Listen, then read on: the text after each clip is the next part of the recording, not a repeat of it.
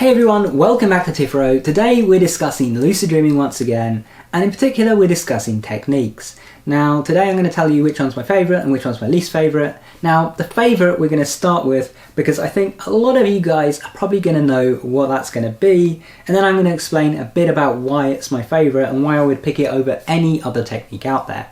So for those of you who've been here for a while, you probably guessed it already. My favourite lucid dreaming technique is not even directly a lucid dreaming technique, it is in fact meditation. I think meditation has done more for my lucid dreams than any other thing that I've done. And the funny fact about that is I didn't get into meditation with the hopes of lucid dreaming. I got into meditation because I wanted to meditate and I wanted all the other benefits that it offered. I just, as a side effect, discovered that it was giving me massive amounts of really long and consistent lucid dreams. More so than any of these other techniques that I've been trying. And then when I combined it with techniques, the effect was even stronger. So why is it? Why is this thing that is not even really a lucid dreaming technique actually giving you lucid dreams? Well, I think it really comes down mainly to one thing, and that's the fact that when you're meditating, you're just sitting there, you're just being present with the moment, and you're becoming very, very aware of everything in all of your senses. And as a result of becoming more present, you start to actually get off autopilot a bit. You see, normally we go through the motions every day and we repeat a lot of things. You know, making breakfast, it's a routine. You know, going to work, it's a routine. You know, getting dressed after a shower, it's a routine. All of these things are routines and we just do them automatically without really thinking about it. The problem is when you have so many routines, you can easily miss something that's out of place.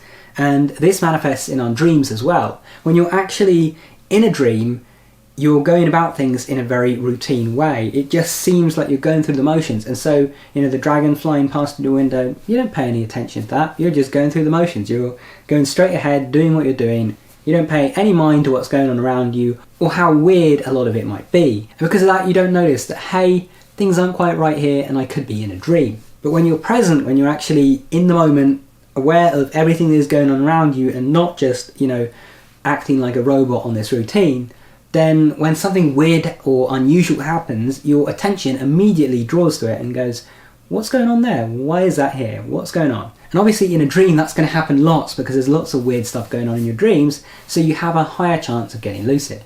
And on top of that, one of you recently pointed out there's actually some research that suggests that meditation actually increases the amount of time that you spend in REM each night. And as you may know, REM is where your regular dreams and lucid dreams occur. So more time spent in REM means more chances of getting lucid.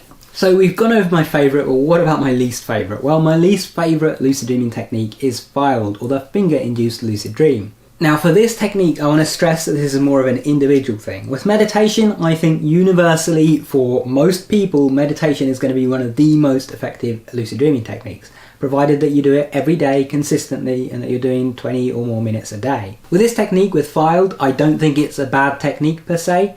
I think for some people it is, and I happen to be one of those people. So I am someone that has a very, very hard time falling asleep. I often struggle with insomnia, and that can be both the kind where I can't fall asleep in the first place and the kind where I wake up and then I can't fall back asleep. I often also find myself restless, fidgeting my legs and my arms and rolling about and shifting position and stuff, and that in itself makes it pretty much impossible for me to fall asleep when it happens. Now, when I'm doing the finger motions for FILD, even though they're such subtle little motions, it is enough to trigger that fidget reflex in me. And I start doing that and it's like my whole body is kind of tensed up and I want to move my arms or move my legs. And because of that, it basically wakes me up and I can't really fall asleep while doing it. There are some rare occasions where I'm relaxed enough that it works okay, but those are few and far between. Generally, if a technique for me is going to involve fidgeting of any sort or moving of any sort, even the most subtle movements, it means that I am going to just wake myself up and be unable to fall back asleep. So what about you guys? What are your favourite and least favourite lucid dreaming techniques out there? And also let me know, would you guys like to see me do another one of these for like dream control techniques? Let me know down in the comments below.